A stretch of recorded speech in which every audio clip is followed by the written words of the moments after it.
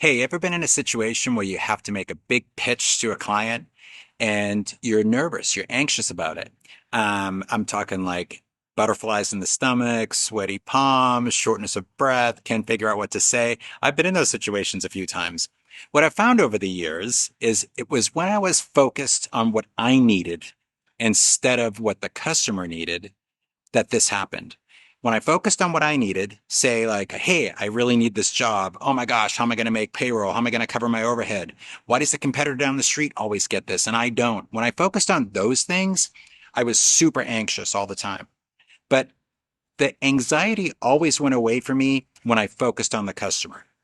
So you go into these meetings and yes, you're still nervous. You still have the butterflies in the stomach, but then you learn a little bit about who the customer is, the types of customers they have, and the problems they're solving.